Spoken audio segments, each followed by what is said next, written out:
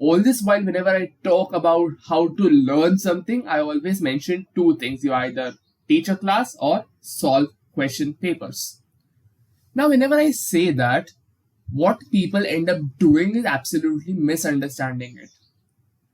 Whenever we teach a class, the entire concept behind it is to actively recall concepts and apply them in such a way that any random person should be able to understand what you're trying to say. That way, you're able to build your concept up from the base to the most complex parts as well. So, when I tell you to do all of this, the first question that people have in their mind is, what do I exactly do with this? That's what I'm going to tell you in this video today. We're going to go over what all do you need to do to actually effectively teach a class and be able to revise your topics in an effective manner. Let's get going.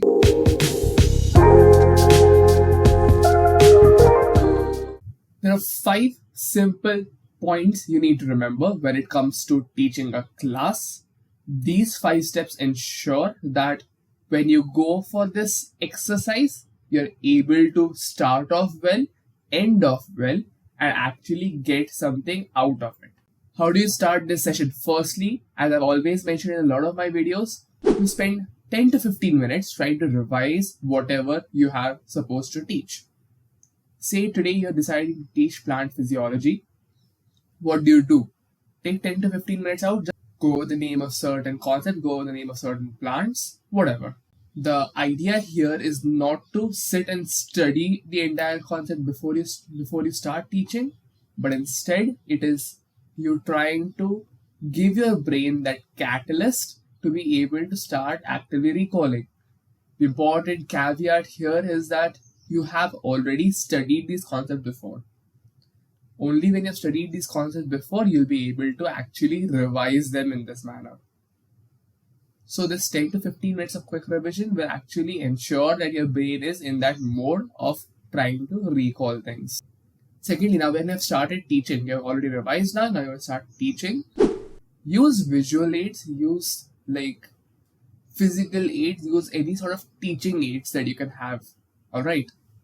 What does that ensure? That ensures that you're able to think multidimensionally when it comes to these concepts. I'll stick to the example of plant physiology I was talking about. If I have to talk about how water moves in the xylem, I could use diagrams. I could even use a water hose with a pipe out to show how gravity affects the water pressure of the xylem. So these kind of ideas help a lot in understanding the concept in its base so that you'll never forget it. The third and the most important thing I believe when it comes to teaching a class is asking questions. Whether you're teaching to someone else or teaching to a mirror or teaching to no one. Questions are very important when it comes to understanding a concept because it challenges your understanding. When someone asks you a specific question, you need to think of an answer that could satisfy their explanation at whatever knowledge level they have.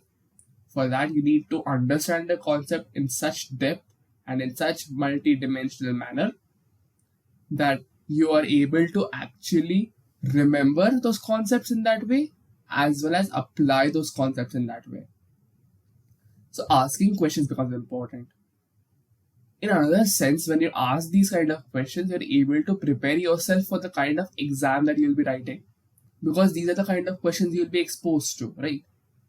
So when you actually get into those solving in your second round of revision, you have an idea of the conceptual questions that could come in and the understanding you require. That is what you develop when you do this. So make sure to ask questions. After your teaching session is done, you end up reviewing the session. What all did you actually explain properly? What all you could not explain properly? What all did you miss out on? If there are certain concepts that you need to polish a little bit more, go over all of this. Understand what happened.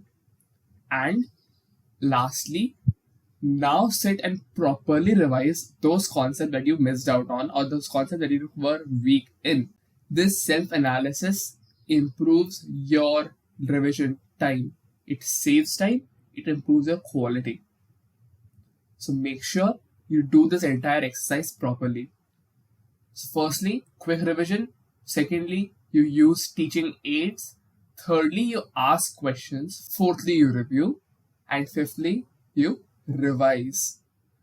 These 5 simple steps ensure that you're able to actually get your teaching done for your first round of revision. If you found this video helpful, make sure to hit the like button, subscribe to the channel, and follow for more tips. Also, when it comes to teaching a class, sometimes I can understand that students are not actually able to work with their own learning style, because that becomes the most important thing at start. So if you want to work on your learning style and improve these techniques that I've been suggesting to you, there is this one-on-one mentoring session wherein we can work one-on-one on whatever problems you may be having when it comes to studies, be it at whatever grade from 9 to 12 that you're in. For these one-on-one mentoring sessions, the link is in the description down below. Make sure you avail it on time. That's it for today. Thank you and happy learning.